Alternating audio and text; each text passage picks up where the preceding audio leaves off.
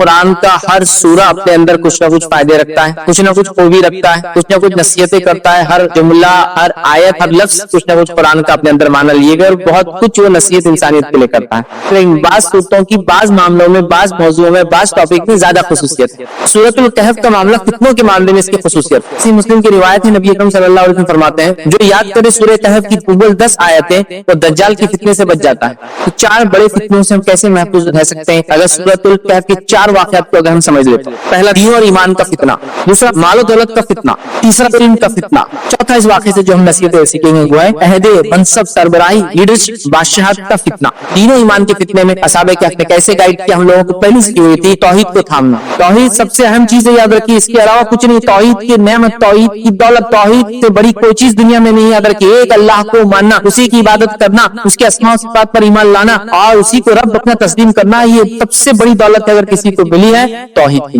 ہم دیکھتے ہیں دنیا کی چکا چوند انسان کو توحید سے دور کر دیتی، دنیا کی رنگینیاں، سائنس، ٹیکنالوجی، مال، دولت، عورت، نشہ، رشوت، برائی، گندگی، یہ تمام چیزیں انسان کو توحید سے دور کرتی ہے۔ مسلمانوں میں تو ایک کہاوت مشہور ہے، پیسہ ہاتھ کا میل مانتے ہیں، آیا اور گیا۔ یہ اتنا بے وفا ہے کہ کسی کے پاس ٹکا نہیں آج تک، ادھر سے ادھر ایسا چھلانگ مارتا، ٹرانسفر ہوتا، کبھی کبھار دیکھی کی لائف میں آپ کسی کی بادشاہت تو اس کی فقیری بھی دیکھتے ہیں۔ اس دور میں فتنہ اتنا بڑھ چکا ہے کہ لوگ ملحد ہو رہے ہیں، اللہ کا انکار کر رہے ہیں اس علم کی وجہ سے۔ سائنس ٹیکنالوجی میں نے سیکھ لی، اب میں رب کو نہیں مانتا، نوز باللہ، تو لوگ انکاری بن رہے ہیں، لوگ علم حاصل کر کے متکبر بن رہے ہیں۔ سائنسدان تکبر، ڈاکٹر صاحب اتنے متکبر کی لوگوں سے بات بھی نہیں کرتے، تکبر کی بنیاد۔ ارے یار چھوٹے موٹے لوگ کیا بات کریں گے، میری بات کیا طاقت اور استطاعت اگر اللہ آپ کو دے تو لوگوں سے شر دور کرنا چاہیے۔ اور ہمارا معاملہ یہ طاقت مل گئی ہم کو کہ ہم سب کے شر کرنے لوگوں کے لیے بن جاتے ہیں۔ جب تک غریب تھے اچھے تھے، جیسی مال آیا پیڑ میں سے پیر نکل گئے، تکلیف دینا چاہتے۔ جب تک میں غریب ہوں، دوسروں سے مانگ رہا ہوں، پریشان ہوں، اور جب مجھے مالداری اللہ نے دی دوسروں پہ ظلم کر رہا ہوں۔ جب میرے پاس پوزیشن نہیں تھی تو لوگوں سے دبا رہا ہوں، جب پوزیشن مل گئی تو لوگوں کو دبا رہا ہوں۔ یہ لیسنز فرام سورہ کہف، ٹھیک ہے، مطلب سورہ کہف سے ہم اسباق لیں گے، سبق لیں گے، لیسنز لیں گے ان فتنوں کے دور میں۔ یوں تو قرآن کا ہر سورہ اپنے اندر کچھ نہ کچھ فائدے رکھتا ہے، کچھ نہ کچھ خوبی رکھتا ہے، کچھ نہ کچھ نصیحتیں کرتا ہے، کچھ نہ کچھ واعظ کرتا ہے، ہر جملہ، ہر آیت، ہر لفظ کچھ نہ کچھ قرآن کا اپنے اندر معنی لیے گئے، اور بہت کچھ وہ نصیحت انسانیت کے لیے کرتا ہے۔ لیکن یہ بات بھی ہم جانتے ہیں کہ قرآن کی کچھ صورتیں کچھ چیزوں کے معاملے میں مخصوص ہوتی ہے، مطلب جہاں جیسے مثال کے طور پر اگر کوئی لے تو قرآن کی آخری چھوٹی چھوٹی صورتیں لے تو وہ حقوق العباد کے تعلق سے، رب العزت کی ربوبیت کے تعلق سے ہے نا، اور سماج کے اندر جو پائے جانے والی برائیوں کے تعلق سے، بھوکوں کو کھانا نہ کھلانے کے تعلق سے ہے نا، یہ تمام چیزوں کے تعلق سے وعید کرتی کہ ایسا مت کرو، ایسا کرو۔ اسی طرح سورہ بقرہ کو لے لے تو کہیں سورہ بقرہ کے اندر منافقوں کی صفت، کافروں کی صفت، اہل کتاب کی برائیاں بیان کی گئی ہے۔ تو ہر سورہ اپنے اندر کچھ نہ کچھ خصوصیتیں لیے ہوئے ہوتا ہے، تو ہر سورے میں خصوصیت، لیکن بعض صورتوں کی بعض معاملوں میں، بعض موضوعوں میں، بعض ٹاپک میں زیادہ خصوصیت ہے۔ تو سورۃ الکہف کا معاملہ فتنوں کے معاملے میں اس کی خصوصیت ہے، اور یہ بات میں اس لیے کہہ رہا ہوں کہ کسی مسلم کی روایت ہے، نبی اکرم صلی اللہ علیہ وسلم فرماتے ہیں کہ سورۃ الکہف کے تعلق سے، اور روایت کے الفاظ یہ ہے جو یاد کرے سورہ کہف کی اول 10 آیتیں وہ دجال کے فتنے سے بچ جاتا ہے۔ مطلب سورۃ الکہف کی پہلی 10 آیتیں جو یاد کر لے وہ فتنہ دجال سے بچ جاتا ہے۔ تو اس سورت کی خصوصیت یہ ہے کہ فتنے سے حفاظت کے لیے یہ سورت یاد رکھیے، اس کی خصوصیت ہے، اسپیشلٹی ہے، سمجھ رہا۔ اور دجال کیسا فتنہ میں سمجھتا ہوں مجھے کسی کو بھی ایکسپلین کرنے کی، سمجھانے کی ضرورت نہیں ہے۔ یہ ایک ایسا عظیم فتنہ ہے کہ نوح علیہ الصلوۃ والسلام نے آپ سے بیان فرماتے ہیں اپنی قوم کو اس سے ڈرایا، حالانکہ وہ آنے والا نہیں ہے ان کے بعد، وہ آنے والا ہے آخری نبی کی امت کے اوپر، نبی اکرم صلی اللہ علیہ وسلم کے بعد، ہے نا۔ لیکن ڈرا رہے کون؟ وقت کے سب سے پہلے رسول ڈرا رہے ہیں، کس کو ڈرا رہے ہیں؟ اپنی قوم کو، دجال۔ تو دجال ایسا بڑا فتنہ ہے کہ اس سے پہلے ایسا کوئی فتنہ ہوا نا، اس کے بعد کوئی فتنہ ہوا اتنا بڑا، یہ فتنوں میں سب سے بڑا فتنہ ہے۔ تو جب اس فتنے سے یہ سورت پڑھنے سے کفایت کر جاتی ہے، حفاظت کر لیتی ہے، کافی ہو جاتی ہے، تو باقی دیگر تو چھوٹے چھوٹے ہی ہے، سمجھے آپ؟ تو لہٰذا اس سورت کی خصوصیت یہ ہے، یہ فتنوں سے حفاظت کے لیے۔ سورۃ الکہف کا گہرا تعلق دجال سے اور دیگر قیامت سے پہلے آنے والی فتنوں سے ہے، لیکن وہ ڈیٹیلز میں ہم نہیں جائیں گے آج، چونکہ دجال سے متعلق ہمارا ٹاپک نہیں ہے۔ لیکن سورۃ الکہف کے تعلق سے جو آج میں جو بات رکھتا ہوا ہے کہ سورۃ الکہف کے ذریعے ہم فتنوں سے کیسے بچ سکتے ہیں، تو اسباق۔ اور آج میں آپ کو خاص طور سے سورۃ الکہف کے ذریعے دنیا میں پائے جانے والے آج کل کے سب سے بڑے 4 بڑے فتنوں سے حفاظت کیسے کی جا سکتی ہے وہ باتیں میں آپ کو، اور یہ 4 بڑے فتنے 4 واقعات سے ریلیٹڈ ہے جو قرآن نے بیان کیے۔ یہ 4 بڑے فتنے جس سے سورۃ الکہف کیسے ذریعہ بن سکتی ہے ان فتنوں سے حفاظت کے لیے، کیسے سبق لے سکتے ہیں ان فتنوں سے حفاظت کے لیے، تو وہ 4 واقعات ہیں۔ 4 واقعات 4 مختلف جس کو کہیں گے چیزوں کے تعلق سے، اور ان مختلف چیزوں کو اگر ہم دیکھیں اس کا الٹ دیکھیں تو فتنوں کے تعلق سے، تو 4 بڑے فتنوں سے ہم کیسے محفوظ رہ سکتے ہیں اگر سورۃ الکہف کے 4 واقعات کو اگر ہم سمجھ لیتے ہیں۔ تو آئیے سورۃ الکہف سے جو اسباق ہم لیں گے اور جو فتنوں سے حفاظت یا فتنوں کے دور میں سورۃ الکہف سے جو اسباق لیں گے، اور وہ 4 خاص فتنے جس کے اندر انسان ملوث ہو کے اپنے آپ کو برباد کرتا ہے، دنیا اور آخرت برباد کرتا ہے، وہ چاروں فتنوں کے تعلق سے سورۃ الکہف کیا سبق دیتی ہے، وہ 4 فتنے ہم دیکھیں گے۔ تو پہلا فتنہ جو ہم دیکھیں گے انشاءاللہ جس کے اندر کی کیا سبق ملتا ہے اس فتنے کے اندر، وہ ہے دین اور ایمان کا فتنہ، مطلب دین اور ایمان کے معاملے میں آپ فتنے میں پڑ جائے، مشکل میں پڑ جائے، یہ ہم دیکھیں گے، اور اس کے لیے ہم سورۃ الکہف کا واقعہ لیں گے، اصحاب کہف کا واقعہ۔ دوسرا ہم دیکھیں گے انشاءاللہ مال و دولت کا فتنہ، اور اس کے تعلق سے سورۃ الکہف سے ہم سبق حاصل کریں گے وہ 2 باغ والوں کے واقعے سے۔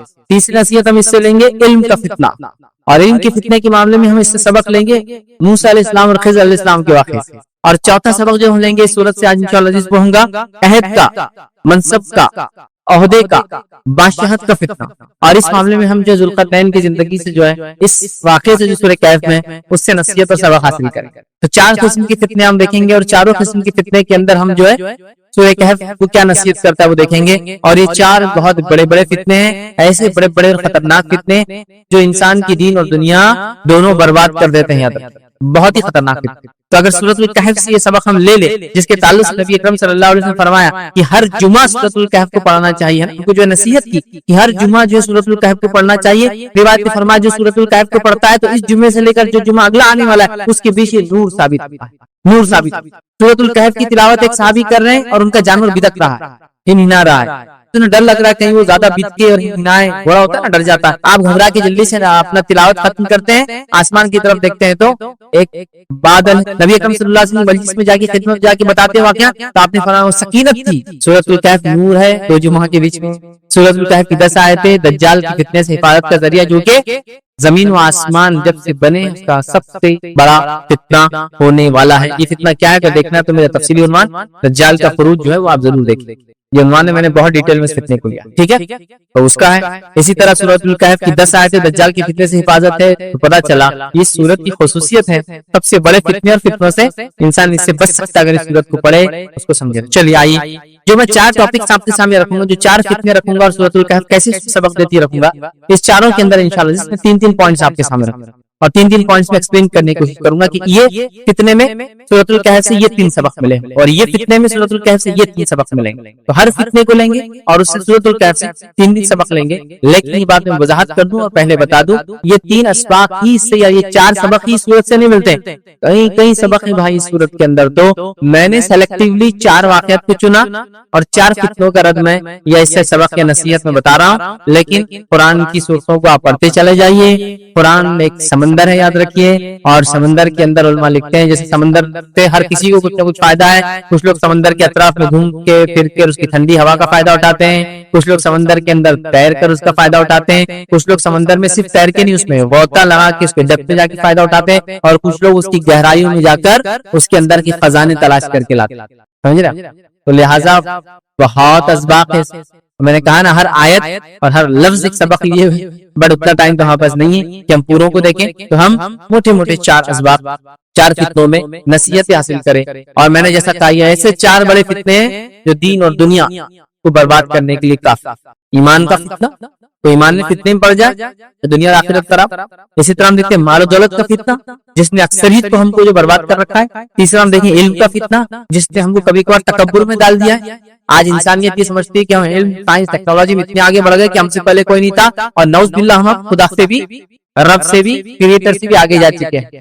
وہ ایسا سوچ رہے کیا ایسا ہو سکتا ہے کہ نعوذ باللہ بنانے والا ایسا کر سکتا ہے، یہ تو ہماری خصوصیت۔ اسی طرح ہم دیکھیں گے عہدے، منصبی اور جو ہے بادشاہت کا جس کو ہم کہیں گے، مطلب لیڈرشپ اگر آپ کو مل جاتی ہے، عہدہ مل جاتا ہے، تو فتنے میں انسان پڑ جاتا ہے، اپنی دنیا خراب کرتا ہے لوگوں کے حق مار کے ظلم کر کے، اور اپنی آخرت خراب کرتا ہے چونکہ اس کے اعمال برباد ہو جاتے ہیں جب لوگوں کا حق مارتا ہے اور ان پر ظلم کرتا ہے۔ چلیے آئیے ہر فتنے کے اندر 3 نکات رکھنا۔ پہلا دیکھیں گے دین اور ایمان کا فتنہ، اس معاملے میں سورۃ الکہف کیا سبق دیتی ہے۔ دین اور ایمان کے فتنے کے تعلق سے جیسا میں بتاؤں گا آپ کو، میں اصحاب کہف کا واقعہ رکھوں گا کیونکہ اس واقعے کے اندر دین و ایمان کے فتنے میں وہ لوگ پڑ گئے تھے اور انہیں کیسا اپنی نفس کو بچایا، پھر رب العزت نے کیسی ان کی مدد کی، اور پھر کیا ان کے ساتھ وہ رکھوں گا۔ لیکن یہ بتا دوں ہر واقعے کو بہت شارٹ میں رکھوں گا، टू शॉर्ट नहीं, टू शॉर्ट।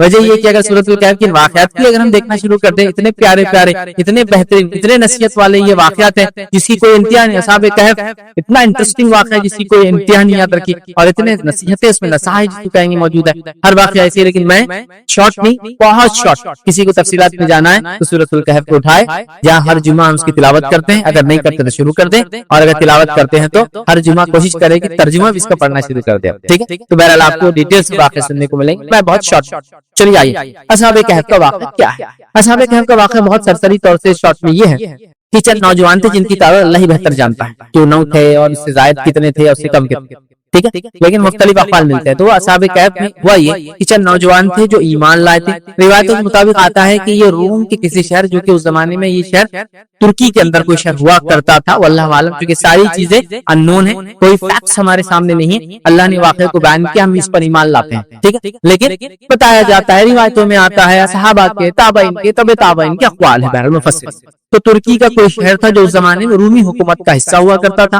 ठीक है, और उसके अंदर चंद नौजवान थे जो ईमान लाए थे। रिवायतों में कहा जाता है कि उस जमाने का जो बादशाह था उसका नाम देसियस था, देसियस, या उसको अरबी में कहते हैं दकियानूस, ठीक है, और उसी से लफ्ज़ उर्दू में दकियानूस आता है जो पुराने ख्याल का होता और अपने आप को बदलना नहीं चाहता, ठीक। तो किंग डेसियस वो एक बादशाह हुआ करता था और उसका जमाना था, और वो अपने आप को इलाह और माबूद और पता नहीं क्या क्या समझता था। और रिवायतों के मुताबिक जो बात समझ में आती है वाक़या ईसाइयत से पहले का है, मतलब ये लोग जब यहूदियत, मतलब इस्लाम था, लेकिन जब उन लोगों ने अपने आप को अब यहूद कह दिया, ये उस जमाने का बात है। मूसा अलैहिस्सलाम की शरीयत उस जमाने में रही होंगी, और बादशाह जो था वो जो है रूबी बादशाह था, तो उसका मजहब जो भी उनके जमाने में उनका मिथिकल रिलीजन होता है, माइथोलॉजिकल होता है, खास जो बहरहाल मजहब होता है, उस टाइप का उसको कोई मजहब रहा होगा बहरहाल। और वो अपने आप को बादशाह या तो रब समझता था या रब का रिप्रेजेंटेटिव समझता था अपने आप को दुनिया में, बहरहाल वो अपने आप को बहुत बड़ी ताकत समझता था, और वो लोगों को इस्लाम पर चलने से, एक अल्लाह को मानने से इनकार करता था, लोगों को उस पर ईमान लाने से रोकता था।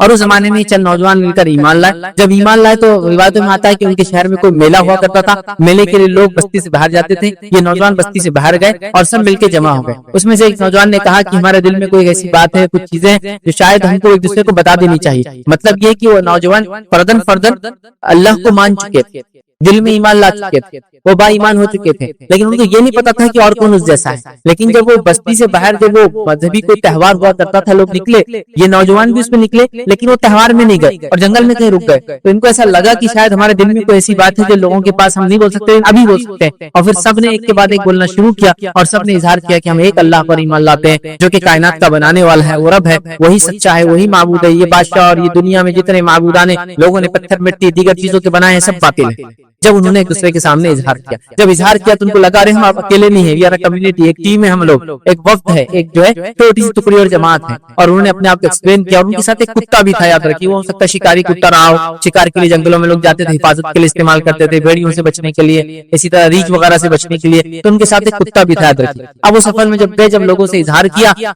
लोग पता चला कि वो सब ईमान वाले, लेकिन उनको डर हुआ कि अब ईमान के ताल्लुक से क्या करें। वो लोग वक्त के बादशाह के पास गए, उन्होंने उसको दावत दी। अब ये बादशाह था या उस इलाके का गवर्नर था, वल्लाहु आलम, जो भी था जिम्मेदार, उसको दावत दी। दावत देने के बाद उसने कहा कि तुम अपने आप को सुधार लो, अपनी इस्लाह कर लो, एक रब को मानना छोड़ दो, वरना तुम्हारे साथ बुरा अंजाम होगा, और मैं तुम्हें थोड़ी सी मोहलत देता हूँ, अपने आप को सुधार लो और वापस आके जो अकीदे पे सारी दुनिया और जिस पर मैं हूँ उस पर ईमान लाओ। अब ये नौजवान वहां से निकले, थोड़ा जो मोहलत मिली थी, इन्होंने मोहलत को गनीमत जाना और सोचा बस्ती से हम निकल जाते हैं। और बस्ती से निकलकर ये दूर चले गए। जंगल में जाने के बाद सोचा क्या करे, वक्त का बादशाह तो ये करेंगे, नहीं माने तो मार देंगे फिर हमको। ये तो हमको गनीमत मोहलत मिली, रब्बुल इज्जत ने दे दी कि उसने ये कहा कि तुम अपने आप को सुधार लो, वन चांस, एक चांस मैं तुमको देता हूँ। क्योंकि नौजवान, कुछ लोगों ने लिखा कि उनको इसलिए नहीं मारा गया, और आम आदमी होते तो मार दिए जाते, ये सरदारों के बेटे थे, लीडर्स के बच्चे थे, मतलब जैसा कि किंग के पास जो वजीर वगैरह, वल्लाहु आलम, बहरहाल उसने नहीं मारा, एक मोहलत। ये लोग बस्ती से निकले, अब सोचा क्या करेंगे, और सोचा कि चलो गुफा में जाके बैठ जाते। एक गुफा देखी, गुफा में जाके बैठ गए, और बैठने के बाद अल्लाह रब्बुल इज्जत ने कहा कि अल्लाह रब्बुल इज्जत ने उनके कान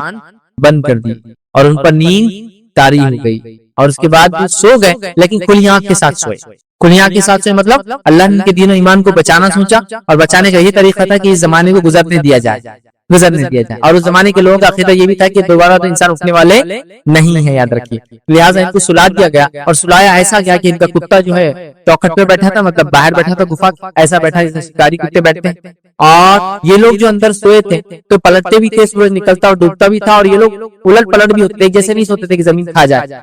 करवटें लेना जिसको कहते हो लेते थे, और खुसूसियत ये थी कि इनकी आंखें खुली थी, ये आंखें बंद करके नहीं सोए थे, आंखें खुली थी, इसलिए कुरान ने कहा कि अल्लाह ने इनके कानों पर पर्दा डाल दिया, सुन नहीं पाते थे कुछ, आंखें खुली थी कि अगर देखने वाला आकर देखे तो अल्लाह ने इनके अंदर एक हैबत डाल दी थी, हैबत समझते हैं, खौफ डाल दिया, डर डाल दिया था कि लोग इनको देखते अगर गलती से आ भी गए पूरे हो जाते, अगर किसी को बता भी नहीं पाते थे क्या देखा, कहाँ देखा, क्या देखा, मतलब अल्लाह ने हिफाजत की। और कुत्ते के ताल्लुक से उलमा लिखते हैं उसको भी ऐसा रखा कि वो भी जागता रहता था, मतलब वो भी सोया हुआ था, लेकिन वो भी ऐसा होता कि एक आंख खुली रख के बैठा था, फिर वो एक आंख बंद होती दूसरी खुल जाती, मतलब वो सो रहे थे, कानों पे पर्दा था, लेकिन लोगों को दिखता था वो जाग रहे हैं। कुत्ता भी ऐसा था कि एक आंख खुली रखता, दूसरी बंद करता, दूसरी खुली, ऑटोमेटिक सिस्टम चलता था। और हैबत अल्लाह ने इनके दिलों में डाल दी थी ताकि कोई लोग आते तो वहां से भाग जाते थे, ये सोए रहे और सोए रहे, लंबा जमाना सोते रहे। एक जमाने के बाद उठे, उठने के बाद एक दूसरे से पूछा कितना सोए, किसी ने कहा दिन या दिन का कोई एक हिस्सा सोए होंगे, चलो निकलते हैं, सबने मिलकर कहा देखो खामोशी से निकलो यहाँ से, ये पैसे लो, कुछ पैसे उनके पास थे, तो जाके खाने पीने का सामान लेके आओ शहर से, एक को तय किया तुम जाओगे, वो आदमी ने पैसे लिया और बहुत छुपाते शहर के पास पहुंचा।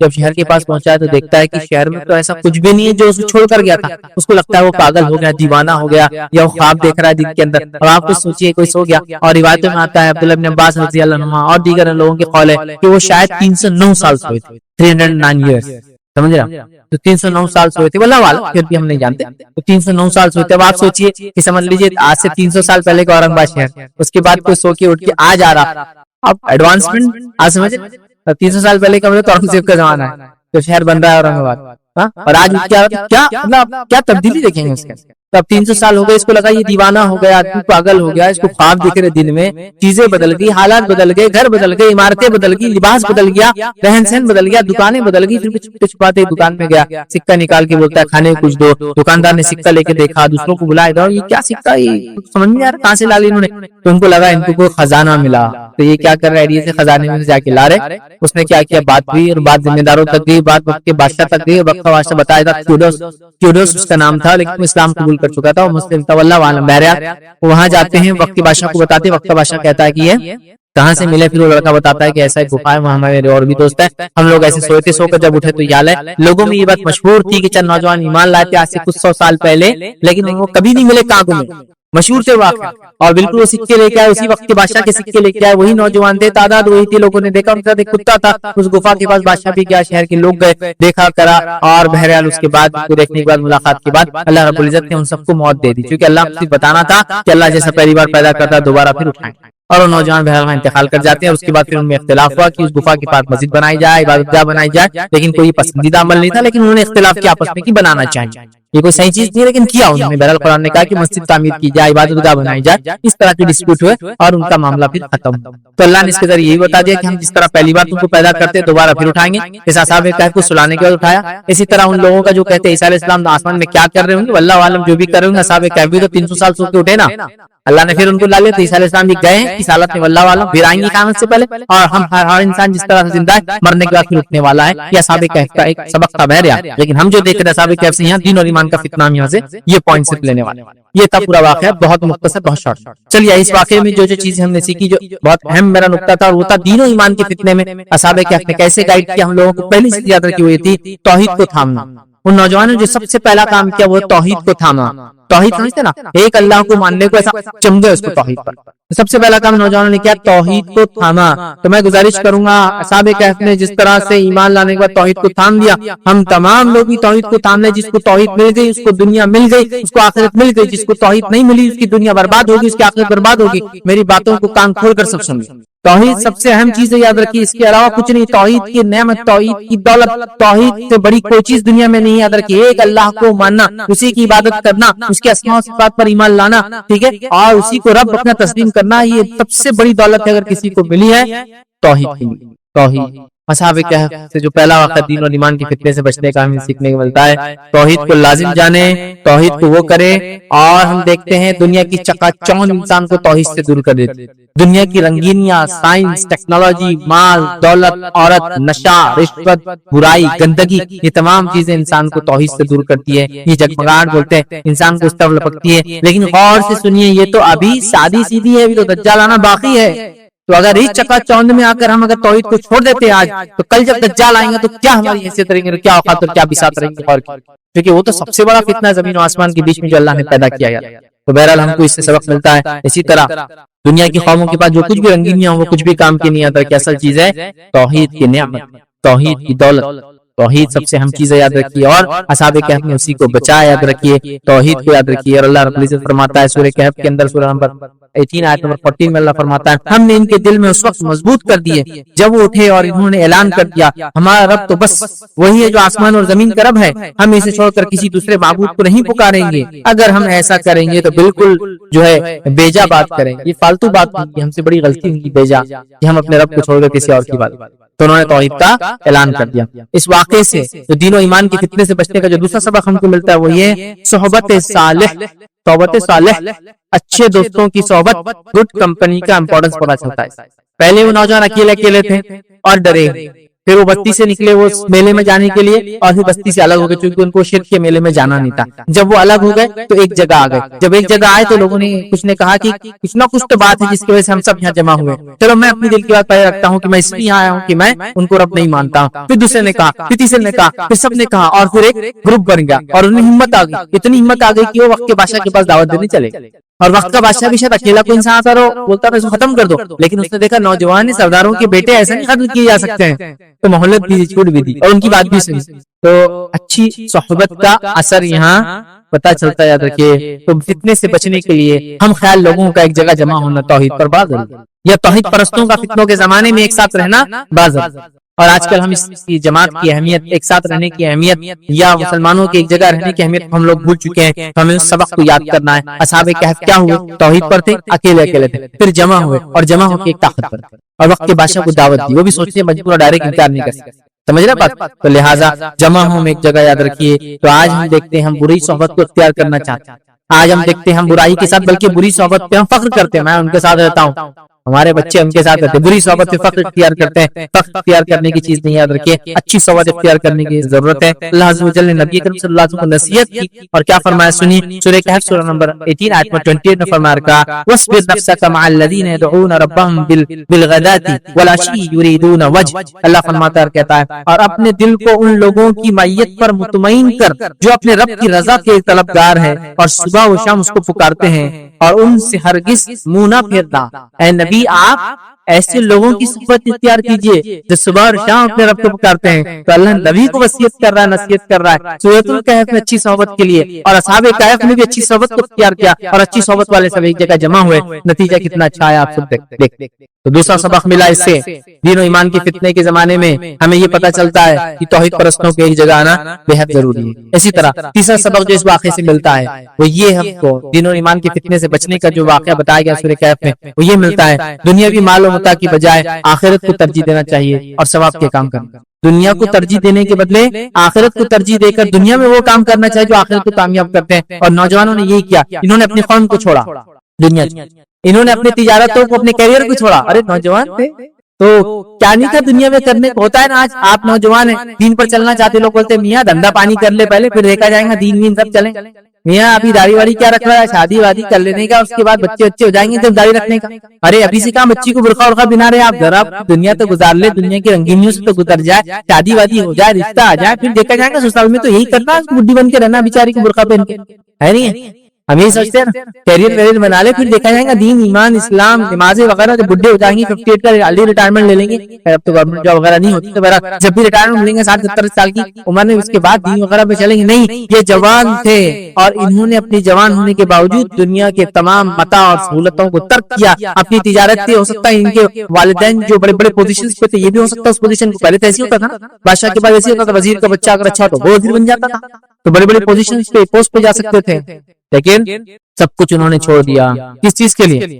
آخرت کو ترجیح دی اور دنیا میں ثواب کیا، خود نہیں کیا، اس چیز کو انہوں نے ترجیح دی. اللہ رب العزت قرآن میں فرماتا ہے سورہ کہف سورہ نمبر 18 آیت نمبر 30 میں اللہ فرماتا ہے کہتا ہے ان الذين امنوا وعملوا الصالحات ان لا نضيع اجر من احسن عملا. اللہ فرماتا ہے کہتا ہے رہے وہ لوگ جو مان لے اور نیک عمل کر لے، جو ایمان لا لے اور نیک عمل کر لے تو یقیناً ہم نیکوکاروں کا ضائع نہیں کریں. جو ایمان لائے اور نیک عمل کرے اللہ ان کے اجر کو ضائع نہیں کرے. تو یہ نوجوان ایمان لائے اور انہوں نے یاد رکھیے نیک کام کیا، اور اسی طرح جو ہے سورہ کہف سے ہم کو یہ بات بھی پتہ چلے اس واقعے سے کہ دنیا کی کوئی حیثیت نہیں ہے۔ اللہ فرماتا ہے سورہ کہف سورہ نمبر 18 اور آیت نمبر 7 اور 8 میں اللہ فرماتا ہے کہتا ہے ان جعلنا ما علی الارض زینۃ لها لنبلوهم ایہم احسن عملا وَإِنَّا لَجَاعِلُونَ مَا عَلَيْهَا صَعِيدًا جُرُوزًا۔ اللہ فرماتا ہے کہتا سنیے واقعہ یہ ہے کہ جو کچھ سرمایہ بھی زمین پر ہے اس کو ہم نے زمین کی زینت بنا دیا ہے تاکہ ان لوگوں کو آزمائے ان میں کون بہتر عمل کر کے آتا ہے۔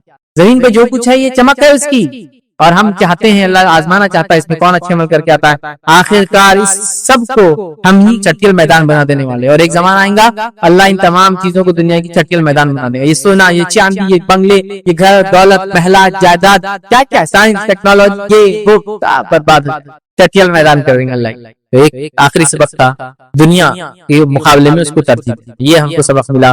تو ہم دین و ایمان کی فتنے میں نہ پڑے بلکہ دین و ایمان کو اپنا ساتھی بنائیں اور اس پر عمل کریں۔ تو سورہ کہف کا جو پہلا سبق دین و ایمان کی فتنے میں ہم کیسی نصیحت حاصل کریں، یہ نصیحتیں ہم کو ملتی ہے کہ ہم جو ہے دین و ایمان کو ترجیح دیں۔ ہم یہ نصیحت ملتی ہے کہ ہم جو ہے سب سے پہلی چیز توحید کی نعمت کو سمجھیں، دوسرا اچھی صحبت کو اختیار کریں، اور تیسرا جو ہے دنیا کے مقابلے میں آخرت کو ترجیح دیں۔ آگے بڑھتے ہیں۔ دوسرا جو فتنہ دنیا کا بڑا فتنہ، اور اس میں سورہ کہف ہماری کیسی رہنمائی کرتا ہے، وہ ہے مال و دولت کا فتنہ۔ مال مطلب پیسہ، دولت مطلب زمین اور جائیداد۔ ویسے مال اور دولت بھی، ہاں بس اردو میں دولت بھی پیسے کو بولتے ہیں، لیکن اگر ان کو دونوں کو فرق کرو، دولت کہتے ہیں اسٹیٹ کو، حکومت کو، زمین اور جائیداد کو، اور مال کہتے ہیں کیش کرنسی کو۔ تو مال اور دولت ہے نا، تو دولت کا معنی ہوتا ہے اسٹیٹ۔ تو کسی کی دولت فلاں دولت کی، اور یہ ان کی دولت ہے، حکومت ہے، گورننس ہے، اس کو بولتے ہیں۔ تو مال اور دولت کا فتنہ، زمین اور پیسے، زمین جائیداد، یا پیسے اور زمین جائیداد کا فتنہ۔ اور آج میں سمجھتا ہوں اس فتنے سے ہم میں سے کوئی بھی نہیں بچا ہے، بلکہ اللہ کے رسول صلی اللہ علیہ وسلم نے فرمایا پچھلی امتوں کا فتنہ عورتوں سے شروع ہوا تھا، میری امت کا فتنہ مال ہے۔ امت محمدیہ کا فتنہ کیا ہے؟ مال ہے، غربت نہیں ہے۔ پچھلی امتوں کے فتنے کچھ اور ہے، ہمارا فتنہ کچھ اور ہے۔ تو مال و دولت تو ہمارا فتنہ ہے، مال فتنہ ہے، یاد رکھیے۔ دولت اسی سے ریلیٹڈ ہوتا ہے، چونکہ مال جس کے بعد ہوتا ہے اسی کے بعد زمین ہوتی ہے، ٹھیک ہے، اس لیے مال و دولت کامنلی ایک ساتھ یوز ہوتا ہے، لیکن دونوں میں ڈفرنس ہے، ٹھیک ہے۔ مال و دولت کا فتنہ ہم دیکھتے ہیں، بہت بڑا فتنہ، یاد رکھیے۔ اور اس فتنے کو سمجھنے کے لیے سورہ کہف کیسا ہم کو گائیڈ کرتا ہے۔ دو باغ والے انسان کا واقعہ، ایک انسان تھا جو کافر تھا، اور ایک انسان تھا مومن تھا۔ کافر مالدار تھا، مومن غریب تھا، سماج کا نچلا حصے میں اس کو کاؤنٹ کیا جاتا تھا۔ یہ دونوں کا ایک واقعہ قرآن نے بیان کیا، میں بہت شارٹ میں اس واقعے کو رکھتا ہوں، پھر آگے ہم اس سے نصیحتیں لیں گے۔ واقعہ یوں ہے کہ ایک انسان تھا، اس کے دو باغ تھے۔ باغ کیسے تھے؟ اس کے باغ کی کیفیت بھی اللہ رب العزت نے بیان کی۔ دو باغ ہے، ایک ادھر اور ایک ادھر باغ، اور باغ کے بیچ میں نہر بہہ رہی ہے، اور باغ کے بیچ کے اندر دونوں طرف کھجوروں کے جھاڑ ہے، اور بیچ میں انگوروں کا باغ ہے، اور اس کے بیچ میں ہر چیز لگی ہوئی ہے، اور بیچ میں سے بالکل عین باغ کے بیچ میں سے نہر جاتی ہے، اور اس کے بیچ میں چھوٹی چھوٹی نہریں اس نے لے رکھی ہے، اور آرام سے اس کا باغ چلتا ہے۔ اور مطلب وہ مالدار انسان ہے، اس کے پاس پھل بھی ہے، روپیہ بھی ہے، پیسہ بھی ہے، اور دولت ہے، جائیداد بھی ہے۔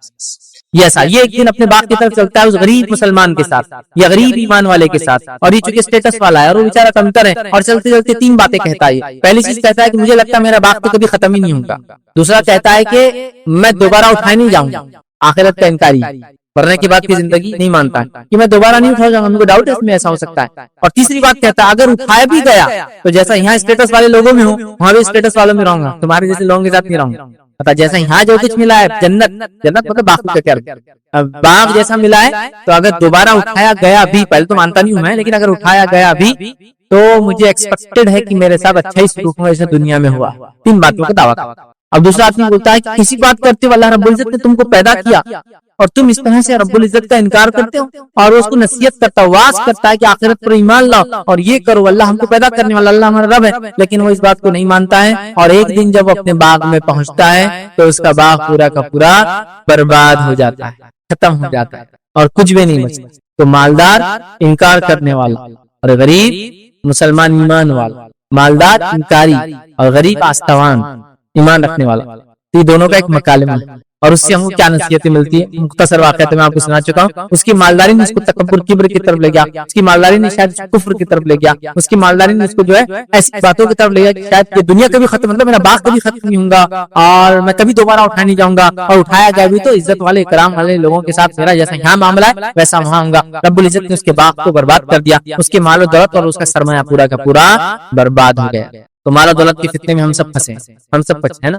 جاہ اور جلال، مال و دولت کیا کیا پرابلمز لاتی ہے آپ اندازہ نہیں کر سکتے، اتنی ساری برائیاں صرف مال و دولت کے ساتھ۔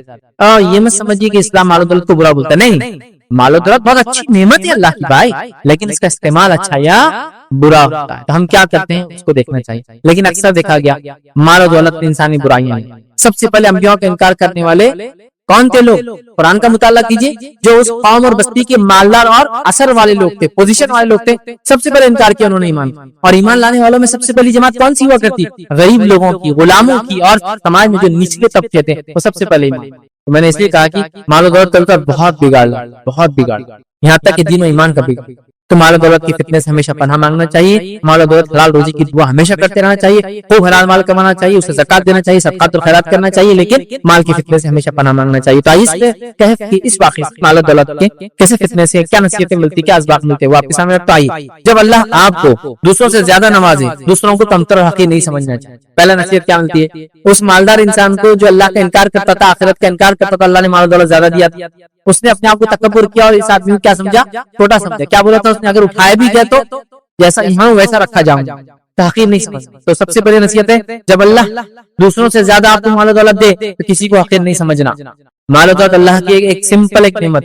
مسلمانوں میں تو ایک کہاوت مشہور ہے، پیسہ ہاتھ کا میل مانتے ہیں، آیا اور گیا۔ دیکھیں ہاتھ پہ کتنا بھی میل لگا، کتنا بھی میل لگا، ڈھیروں میل لگا، کالے ہاتھ ہو گئے، صرف پانی کے نیچے ہاتھ ڈال کے یوں کرنا شروع کرو تب بہ کے چلا جاتا، پسینہ آ جائے ہاتھ میں میل نکل کے چلا جاتا، پھر ہاتھ جیسے کہ اچھے ہو جاتے ہیں نا۔ تو میل بھائی آتا اور چلے جائے، یہ اتنا بے وفا ہے کہ کسی کے پاس ٹکا نہیں آج تک، ادھر سے ادھر ایسا چھلانگیں مارتا ٹرانسفر ہوتا ہے۔ کبھی کبھار دیکھ کی لائف میں آپ کسی کی بادشاہت تو اس کی فقیری بھی دیکھتے۔ میں مثالیں دینا نہیں چاہتا ہوں، وقت نہیں ہوتی مثال، بہت بے وفا، لیکن یہ وہ خطرناک دوست ہے جس کو لوگ بناتے ہیں، جو سب سے زیادہ برباد کرتا ہے ہمارا ایمان اور عقیدہ اور تکبر، بڑائی اور کیا کیا یہ برائی لاتا۔ میرے پاس وقت نہیں بولنے، بہت برائی ہے نا۔ سب سے پہلا کام، میرے پاس مال و دولت ہے، کبھی دوسروں کو حقیر نہیں سمجھا۔ یہ مالدار انسان نے جو اللہ کا انکار کر رہا تھا، آخرت کا انکار کر رہا تھا، اس نے سمجھا مال و دولت سب کچھ ہے اور ایک ایمان والے کو حقیر سمجھا۔ آج یہاں پر بہت ہو گیا، جس کے پاس مال و دولت ہے وہ غریب مسلمانوں کو حقیر سمجھتے ہیں، ان کے ساتھ بیٹھنا کھانا، ان کی دعوتوں کو قبول کرنا اس سے برا سمجھتے ہیں۔ رسک کبھی مت لیجیے، کیونکہ مال ایسا ہاتھ چھوڑ کے جاتا ہے، اتنا بے وفا ہوتا ہے، آپ امیجن، آپ سوچ بھی نہیں سکتے۔ اگر کسی نے زندگی میں دیکھا ہو تو وہ سمجھ سکتا ہے کتنا بے وفا کیسے چلا جاتا ہے۔ آپ نے خوب مال کمایا، جائیداد، گورنمنٹ نے بولا جائیداد پہ اسٹے، یہاں کچھ نہیں بن سکتا، یہ فلاں زون ہو گیا، یہ پارک بن گیا، یہ زو بن گیا، کیا کرتے دیکھو کیسا پریشان ہے۔ آپ نے مال و دولت کمایا، تجارت لگائی، آگ لگ گئی آپ کے بزنس میں، اچانک ایک دن آگ لگنے کے بعد کیا ہوا؟ پورا بزنس جل گیا، چلے گیا نا مال، کیسا چھوڑا نا۔ کبھی کوئی سوچ سکتا ہے کہ تاجر جس کا کروڑ پتی ہے، اس کا تجارت میں وہ ہے، اور اچانک آپ نے مال و دولت جانوروں کی شکل میں خوب بڑا کی، فارم ہاؤس سے یہ، اور اچانک بیماری اور پورے جانور مر کے چلے، کیسا تم دوسرے دن کیسا ہوتا نا۔ آپ نے انویسٹمنٹ کیا بہت زبردست کمپنی میں، ایسی کمپنی جو ٹاپ میں جا رہی تھی دنیا کے اندر، اور اچانک کل کولیپس آ گیا، کیا ہو جاتا؟ آج کا کروڑ پتی کل کا بھیکاری ہو۔ ایک ایسا، یہ بہت خطرناک ساتھی ہے، ایسا ساتھ چھوڑتا ہے چٹکی میں۔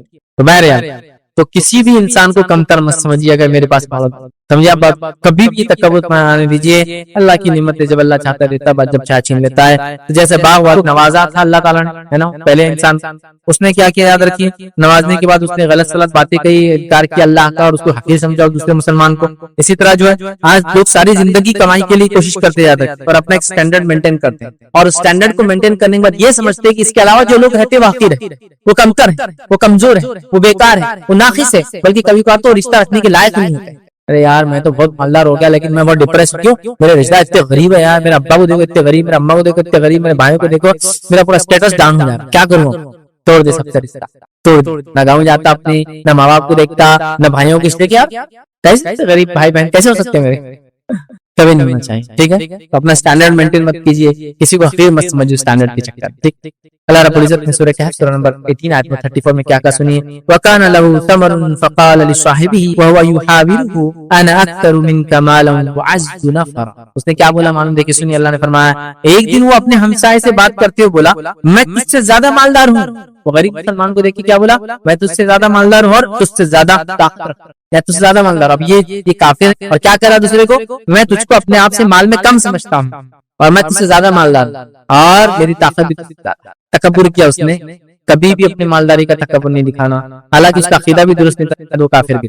دوسرا سبق جو ہم کو ملتا ہے مال و دولت کے فتنے سے بچنے کا، اس واقعے کے اندر، اس دو باغ والے کے واقعے کے اندر اتنا مال و دولت تھا اس کے پاس، کیا ملتا ہے؟ کوئی آپ کو حقیر سمجھے تو آپ احساس کمتری میں مت مبتلا ہوئیے، بلکہ آپ کے پاس جو نعمت توحید اللہ نے دی تو اس کا شکر بجا لائیے۔ جب کوئی آپ کو حقیر سمجھے، جیسا وہ باغ والے نے، دو باغ والے نے دوسرے مسلمان کو، غریب مسلمان کو حقیر سمجھا، تو یہ احساس کمتری بھی نہیں پڑا، کہیں بول رہے یار تم کیا، میرا کچھ بھی نہیں ہے، نہیں، حقیر نہیں سمجھا اس نے اپنے آپ کو. جب اس کو دوسرے نے حقیر سمجھا تو احساس کمتری میں نہیں گیا، بلکہ اس کے پاس جو نعمت تھی اس نعمت پہ یہ خوش، اس نعمت پہ یہ مضبوطی سے جم گیا. اور وہ نعمت کیا تھی اس کے پاس؟ توحید کی نعمت.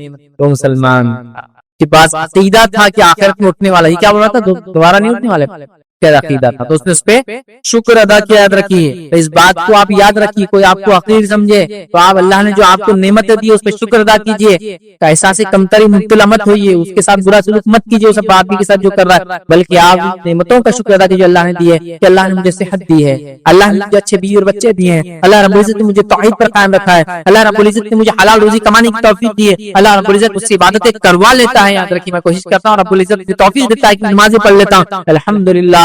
میں تیری حقارت سے، احساس کمتری، انفینٹی کمپلیکس میں نہیں آنے والا، میں جو نعمت ہے اس پر خوش ہوں. تو خوش ہوئیے اس نعمت پر، اس لیے کہ جب دجال آئیں گا، یاد رکھیے، وہ خوب معلوم متا لوگوں کو دیں گے، جو اس پر ایمان لائیں گے اسے خوب لٹائیں گے. لیکن سب سے عظیم دولت اس زمانے میں جو ہوں گی توحید کی دولت. اور ایک نوجوان توحید پرست جس کے پاس دجال آئیں گا، ہاں دجال آئیں گا اور کہیں گا مجھ پر ایمان لاتا ہے، وہ کہیں گا نہیں، ایمان نہیں لاتا. تو وہ کیا کریں گے؟ آ رہے سے ان کے دو ٹکڑے کریں گے. پھر دجال جڑانے کے بعد بولیں گا کیا مجھ پر ایمان لاتا ہے؟ دیکھ تجھے مار دیا تھا، زندہ کیا. تو وہ کہیں گا اب تو میں اللہ کے رسول صلی اللہ علیہ وسلم جو باتیں بتائی اس پر اور زیادہ ایمان لاتا ہوں، کیونکہ مجھے بتا دیا کہ حدیث میں تو ایسا کرنے والا ہے، میں اور زیادہ ایمان لاتا ہوں. پھر دجال تلوار اٹھائیں گا اور اسی گردن میں ماریں گا، اللہ تعالیٰ اسی گردن کو تانبے کی گردن بنا دیں گا، پھر اس نوجوان کو مار نہیں سکتے. تو اس دجال کے سامنے بھی جو چیز اس کو بچائیں گی تو اگر کوئی آپ کو حقیر سمجھے، حقیر جانے، تو آپ کو اس کو ریٹیلیٹ نہیں کرنا، اس کو برا نہیں بولنا ہے. آپ کی نعمتیں جو اللہ نے دی اس پر آپ شکر بجا لائیے. کہ وہ کہہ رہا ہے تم تو غریب خلاص بھکاری کیا زندگی جیتے گا، تم کیسے جیتے؟ الحمدللہ جو رب کھلاتا ہے کھا کے. یہ نہیں کہ تو کیا امیر، تیری مال کیا لانگ لگے تیری مال و دولت کی، نہیں، کچھ بھی نہیں بولنا. جو میرے کو اللہ دیا کھاتا پیتا اور خوش. توحید کے وقت اللہ نے نوازی ہے، میرے بیوی بچے ایمان والے، بڑا خوش. سمجھے آپ بات؟ تو بہرحال تو کوئی آپ کو حقیر سمجھے، احساس کمتری مت جائیے، جو نعمت اللہ کی خاص توحید وغیرہ اس کا شکر ادا کیجیے. تو اس شخص نے وہ کیا، یاد رکھیے. اور اللہ رب العزت کیا فرماتا ہے سورہ کہف سورہ نمبر 18 آیت نمبر 37-38 میں اللہ نے کیا فرمایا سنیے. قال له صاحبه وهو يحاوره اكفرت بالذي خلقك من تراب ثم من نطفة ثم سواك رجلا لكن هو الله ربي ولا اشرك بربي احدا.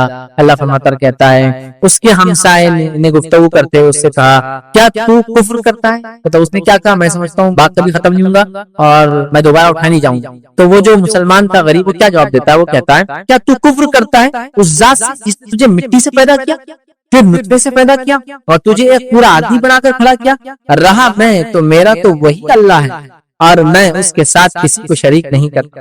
دیکھیں شکر ادا کیا اس نے کیا بولا، میں تو غریب پاتا ہوں، میرے پاس طاقت بھی زیادہ ہے، میری تو مال بھی زیادہ ہے، میں یہ سوچتا ہوں کہ دوبارہ نہیں اٹھوں گا، میرا کبھی ختم نہیں ہوگا، اور میں اٹھا بھی دوبارہ تو تم جیسے لوگوں کے سامنے رہوں گا، جیسے یہاں عزت میں تھا وہاں بھی عزت کراؤں گا. تو یہ آدمی جواب میں احساس سے کمتری نہیں آتا ہے، یہ کہتا ہے کہ تو کیسے اللہ کا انکار کر سکتا ہے جبکہ اس نے پیدا کیا اور میں سب کسی کو شریک نہیں کرتا ہوں. اپنے توحید کے اوپر اس نے شکر ادا، توحید پر اس نے شکر ادا کیا. تو آپ بھی ایسا کچھ ہو تو شکر ادا کیجیے توحید کے معاملے میں. اور متکبر مالدار کو اس واقعے میں نصیحت یہ ملتی ہے، یاد رکھیے، وہ یہ ہے کہ اللہ رب العزت فرماتا ہے سنیے کیا نصیحت ملتی ہے سورہ کہف سورہ نمبر 18 آیت نمبر 39 میں فرماتا ہے، کہتا ہے ولولا اذ دخلت جنتك قلت ما شاء الله لا قوة الا بالله ان تراني انا اقل منك مالا وولدا.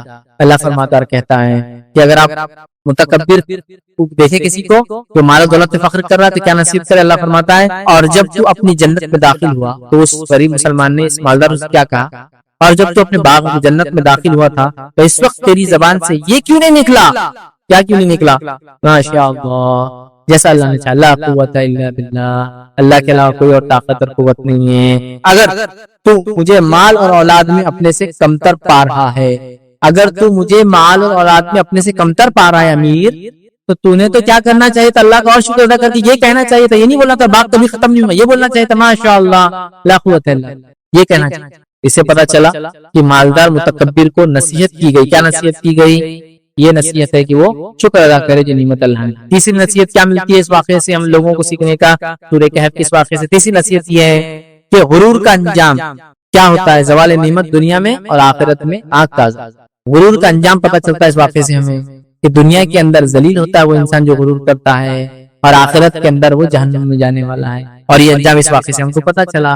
کیا ہوا؟ مغرور انسان جو تکبر کے ساتھ بول رہا ہے میں تیرے سے مال میں زیادہ ہوں، دولت میں زیادہ ہوں، عزت والا ہوں، اور میں سمجھتا ہوں باغ کبھی ختم نہیں ہوں گا، اور میں سمجھتا ہوں آخرت کبھی نہیں قائم ہوگی، میں دوبارہ نہیں اٹھنے والا، اور میں سمجھتا ہوں اٹھا بھی تو اچھا میں نہ لوں گا. اس کا انجام کیا ہوا سن لیجیے. اللہ رب العزت کیا فرماتا ہے قرآن کے اندر، اسی سورت کے اندر، سورہ کہف سورہ نمبر 18 آیت 42 میں اللہ نے فرمایا رکھا وَأُحِيطَ بِثَمَرِهِ فَأَصْبَحَ يُقَلِّبُ كَفَّيْهِ عَلَى مَا أَنفَقَ فِيهَا وَهِيَ خَاوِيَةٌ عَلَى عُرُوشِهَا وَيَقُولُ يَا لَيْتَنِي لَمْ أُشْرِكْ بِرَبِّي أَحَدًا.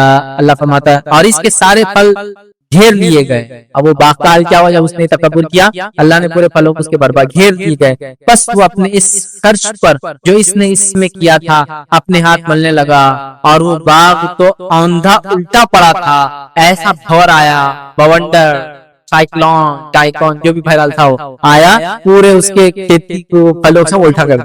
آپ دیکھیے جھاڑ میں اچھے جام، اچھے آم، اچھے سیب، اچھے انار لگے، اور ایک زبردست تیزی یا تھنڈر اسٹارم، بارش، اولے وغیرہ گر جائے، پورے پھل نیچے پڑے اور ایک ہی دن میں گرا، سب اندھا کر دیا اللہ نے. جو اس نے محنت کی تھی، پیسہ لگایا تھا، ہاتھ ملنے لگا، اور کیا کہنے لگا؟ ملنے لگا، اور باغ اندھا الٹا پڑا تھا. اور وہ شخص یہ کہہ رہا تھا کاش میں اپنے رب کے ساتھ کسی کو شریک نہ کرتا. تو نصیحت کیا ملی؟ تکبر کا انجام دنیا میں نقصان، خسارہ، اور آخرت میں جہنم کا عذاب. تو یہ دوسرا سبق تھا اس سورت سے، سورہ کہف سے، جو ہم نے حاصل کیا، اور بڑا اہم سبق. آئیے سورۃ الکہف سے تیسرا سبق جو ہم حاصل کریں گے آج، اور جو بڑا فتنہ ہے، اس فتنے سے بچنے کا وہ ہے علم کا فتنہ. علم کے فتنے سے ہم کیسے بچیں، سورۃ الکہف کے پس منظر میں دیکھیں گے. اور علم کا فتنہ بہت خطرناک فتنہ ہے. جیسا میں نے کہا سائنس ٹیکنالوجی میں انسانیت نے اتنا ایڈوانسمنٹ کر لیا کہ انسان نعوذ باللہ یہ سوچ رہا ہے کہ ہم سب کچھ کر سکتے ہیں. سب کچھ مطلب سب کچھ، ہمارا کوئی کریٹر نہیں، ہم خود اپنے آپ کے کریٹر ہیں. ہمارا کوئی خالق نہیں، ہم خود اپنے آپ کو ہم بنانے والے ہیں، اور ہم پیدا کر سکتے ہیں چیزوں کو، ہم بنا سکتے ہیں. سائنس ٹیکنالوجی میں اتنے آگے جا رہے ہیں، یہ کر سکتے ہیں، وہ کر سکتے ہیں، وہ کر سکتے ہیں، وہ کر سکتے ہیں. اور یہ سوچ رہا ہے کیا خدا کچھ کام باقی ہے؟ خدا نے بنایا اور بستی کو، دنیا کو چھوڑ دیا، اب سب کچھ ہم کر رہے ہیں، بلکہ ہم اور ایڈوانس جا رہے ہیں. یہ رہا ایک عام بات. دوسرا اس میں ان کے فتنے میں یہ رہ سکتے ہیں وہ لوگ جن کو اللہ نے علم دے رکھا ہے، سائنسدان وغیرہ وغیرہ وغیرہ، ایسے جو لوگ ہوتے ہیں وہ بھی اپنے علم کے فتنے میں نہ پڑے، اپنے آپ کو عاجز رکھیں. تیسری چیز یہ پتہ چلتی ہے کہ وہ لوگ جو دین کا علم رکھنے کا دعویٰ کرتے ہیں، وہ لوگ اس فتنے میں نہ پڑے کہ مجھے اگر دین کا علم ہے یا اللہ نے کچھ مجھے تھوڑا بہت علم دے رکھا ہے تو میں بہت کچھ، یا ہر قسم کا جس کے پاس علم ہے وہ فتنے میں نہ پڑے اس کے، بلکہ اللہ سے دعا کرے کہ اللہ اس علم کو میرے لیے نفع بخش بنائے، اور میں جو علم رکھتا ہوں اس پر میں بعمل رہوں. سمجھ رہا بات؟ تو لہٰذا علم کا فتنہ بڑا خطرناک فتنہ ہے. اس دور میں فتنہ اتنا بڑھ چکا ہے کہ لوگ ملحد ہو رہے ہیں، اللہ کا انکار کر رہے ہیں اس علم کی وجہ سے، ہے نا. سائنس ٹیکنالوجی میں نے سیکھ لی، اب میں رب کو نہیں مانتا نوز باللہ. تو لوگ انکاری بن رہے ہیں، لوگ علم حاصل کر کے متکبر بن رہے ہیں. سائنسدان تکبر، ڈاکٹر صاحب اتنے متکبر کی لوگوں سے بات بھی نہیں کرتے، تکبر کی بنیاد پہ کم بات کرتے، ایک الگ بات ہے، مصروفیت کیسے نہیں کرنے والا، لیکن متکبر، ارے یار چھوٹے موٹے لوگ کیا بات کریں گے، میری بات کیا سمجھ رہا بات. یا میں دینی عالم ہوں، عالم ہوں، تھوڑا بہت علم ہوں، تھوڑا بہت اچھا تقریر دیتا ہوں، تو میرے میں اتنا تکبر آ جائے کہ میں لوگوں سے نہیں ملتا، لوگوں کو حقیر سمجھتا اپنے آپ سے. علم ہے نا، بیس علم کو بناتے. علم بہت بڑا فتنہ اگر اس سے استعمال نہ ہو. ہمیشہ علم کے فتنے سے اللہ سے پناہ مانگنا چاہیے، علم حاصل کرنا چاہیے، اور کبھی بھی تکبر نہیں کرنا چاہیے جو علم ہمارے پاس ہے. تو آئیے اس کے لیے ہم سورہ کہف سے کیا واقعہ لے سکتے ہیں؟ موسیٰ علیہ السلام کا واقعہ ہم لیں گے، اور اس سے سیکھیں گے کہ ہم کیسے بچ سکتے ہیں. موسیٰ علیہ السلام کا واقعہ کیا ہے؟ بہت مختصر بیان کرتا ہوں. موسیٰ علیہ السلام اور خضر علیہ السلام کا واقعہ. موسیٰ علیہ السلام ایک بار بنی اسرائیل کو خطبہ دے رہے تھے. بنی اسرائیل میں سے کسی نے پوچھا کہ اے موسیٰ، دنیا کے اندر سب سے زیادہ علم والا انسان کون ہے؟ موسیٰ علیہ السلام کو لگا کہ میں وقت کا برگزیدہ نبی ہوں، اور اولو العزم پیغمبر جو گزرے ہیں یاد رکھیے وہ 5: نوح علیہ السلام، ابراہیم علیہ السلام، موسیٰ علیہ السلام، عیسیٰ علیہ السلام، اور محمد صلی اللہ علیہ وسلم. یہ 5 برگزیدہ پیغمبر گزرے. تو موسیٰ علیہ السلام کو لگا کہ میں ہی ہوں گا. تو آپ نے کہہ دیا میں ہوں، میرے پاس سب سے زیادہ. اللہ رب العزت نے کہا، کیونکہ اللہ رب العزت یہ چاہتا تھا، حدیث کے اندر الفاظ آتے ہیں کہ جو موسیٰ علیہ السلام سے بھی سوال ہوتا آپ نے کہنا چاہیے تھا اللہ سب سے زیادہ علم والا. تو اللہ نے ان کی پکڑ کی موسیٰ علیہ السلام. یہ اللہ نہ بولتے، موسیٰ نے یہ کہا کہ میں سب سے زیادہ علم والا ہوں. چلو جاؤ موسیٰ، تم کیا کرو، نکلو ایک سفر پر اور جاؤ ہمارے بندے کے پاس جس کو ہم نے علم دے رکھا ہے، دیکھو ذرا تم نے یہ کہا تم کو سب سے زیادہ علم، جاؤ ذرا. موسیٰ علیہ السلام نکلتے ہیں، اور پورا واقعہ بہت لمبا ہے، بہت شارٹ میں جا رہا ہوں. ایک مچھلی لے کے نکلتے جو کہ علامت ہوں گی، مچھلی جہاں پانی میں جائیں گی اس کا مطلب وہاں موسیٰ علیہ السلام کو اس شخص سے اللہ ملائے گا جس سے ملانا چاہتا ہے، اور موسیٰ علیہ السلام کو اس کا جواب ملے گا کہ علم میں جو انہوں نے کہہ دیا میں سب سے زیادہ علم والا. اور موسیٰ علیہ السلام یوشع بن نون جو کہ ابھی صحابی رسول ہے، یہ بعد میں چل کے نبی بنے بنی اسرائیل کے آدمی. اور ایسے واقعات ہم کو ملتے ہیں کہ کچھ لوگ پہلے صحابی تھے کسی نبی کے، اور بعد میں اللہ نے ان کو نبوت دی. تو یوشع بھی ان میں سے ایک ہے، یوشع ابن نون. یہ پہلے بنی اسرائیل کی ایمان لانے والے انسانوں میں سے تھے، موسیٰ علیہ السلام کے حواری میں تھے، بعد میں اللہ نے ان کو نبوت عطا کر. تو یہ سفر پہ نکلے، نوجوان ساتھی تھے ان کے، موسیٰ علیہ السلام اور یہ دونوں سفر پہ نکلے. موسیٰ علیہ السلام نے کہا جب مچھلی چلے جا نکل کے زندہ ہو کے، مطلب وہ مچھلی مری ہوئی تھی لیکن ایک مقام پر اللہ نے حکم دیں گا اس کو زندہ ہوں گے، پانی میں جائیں گے، وہاں اپن ملیں گے. وہ لوگ چلے ایک جگہ سوئے، سو کر اٹھے، مچھلی نکلی اور پانی میں چلے گئی. یوشع ابن نون بھول گئے. موسیٰ علیہ السلام تھوڑی دیر سے اٹھے. موسیٰ علیہ السلام جب اٹھے دونوں سفر پہ نکل گئے. ایک دن اور رات گزر گیا. موسیٰ علیہ السلام نے کہا بڑے تھک گئے, کیا ہو گیا؟ کہا چلو کچھ کھاتے. جب کھانے کے لیے کھولا تو کہا ارے میں بھول گیا, مچھلی تو نکل کر چلے گئی اور شیطان نے مجھے بھلا دیا. موسیٰ علیہ السلام نے کہا کوئی بات نہیں, ہم واپس ریٹرن جائیں گے. ریٹرن گئے, اس مقام پہ پہنچے جہاں مچھلی نے ایک سوراخ کر کے پانی میں گئی تھی. وہاں انتظار کرے اور وہاں آئے خضر علیہ السلام. خضر علیہ السلام سے موسیٰ علیہ السلام کی ملاقات ہوئی اور خضر علیہ السلام اور موسیٰ علیہ السلام نکلے. اس نہر کے کنارے سے چلے. ایک کشتی دکھی, کشتی کو حال بتایا گیا. لوگوں نے پہچان لیا یہ خضر ہے اور خضر کا احترام کرتے چونکہ وہ نون تھے اس علاقے کے اندر. شاید کہا کہ آپ آئیے اور بغیر پیسے کے سفر کیجیے کشتی میں. وہ بغیر پیسے کے سفر کرنے کشتی میں بیٹھے. کشتی چلے چلے ایک مقام تک پہنچی اور خضر علیہ السلام نے کشتی کا ایک تختہ نکالا. خاموشی میں لوگ جب نہیں دیکھ رہے تھے توڑ. اور موسیٰ علیہ السلام کو پہلے بتا دیا تھا میرے ساتھ چلوں گے تو خاموش رہنا تمہارا کام ہے, اور جب میں بتانا چاہوں گا تب میں بتاؤں گا میں نے کیوں کیا. لیکن موسیٰ علیہ السلام کو تاب نہیں ہے. ایک آدمی آپ کو فری رائڈ دے رہا ہے, کشتی میں فری بٹھایا اور تم کشتی توڑ دیا, خراب کر. امیزنگ, تعجب کی بات. اور اسی دوران جو توڑنے سے پہلے ایک واقعہ یہ روایت کے اندر آتا ہے کہ خضر علیہ السلام موسیٰ علیہ السلام کھڑے تھے, ایک چڑیا آئی اور چڑیا آ کے اس کشتی کے اوپر بیٹھی اور اس نہر میں سے پانی پیا, یا اس دریا کی بڑی پانی پیا. تو خضر علیہ السلام نے کہا موسیٰ یہ چڑیا کیا بتا رہی ہے معلوم آپ کو؟ تو موسیٰ علیہ السلام نے کہا کیا؟ تو یہ بتا رہی ہے کہ جتنا پانی میں نے اپنے چونچ میں لیا, جتنا پانی میں نے اپنے چونچ میں لیا, اتنا ہی تیرا اور میرا ملا کر اللہ کے علم کے مقابلے میں. اللہ کا علم سمندر جیسا ہے, اور جیسا چڑیا نے سمندر میں سے ایک گھٹ, چڑیا کا گھٹ کیا ہوتا ہے, کتنے ایم ایل کا سپ لیں گے پتا نہیں, 1 ml 2 ml ہے نا, اتنا سا سپ لیتی چڑیا. تو کہا موسیٰ علیہ السلام سے کہ جو چڑیا نے پانی پیا, یہ چڑیا بتا رہی ہے کہ اللہ کے علم کے مقابلے ہمارا علم صرف اتنا ہے. جیسا اللہ کے علم سمندر ہے, تو چڑیا نے جو پانی پیا نا اتنا تیرا اور میرا علم. پھر بارے وہ آگے چلی, انہوں نے توڑ دیا اس کا. وہ موسیٰ علیہ السلام کو وہ نہیں, آپ نے پوچھ لیا. خضر نے کہا میں نے تو وہ پہلے بولا تھا مجھ سے کوئی سوال نہیں جب تک میں جواب نہ دوں, ابھی خاموش ہو. موسیٰ علیہ السلام نے کہا ٹھیک ہے, اس چیز کے لیے مجھے چھوڑ دو جسے میرا کنٹرول نہیں ہے. میں نے جان بوجھ کے نہیں کیا, لیکن نکل گیا میرے منہ سے تم نے جب ایسا کیا تو. حالانکہ فری رائڈ دی ہم کو.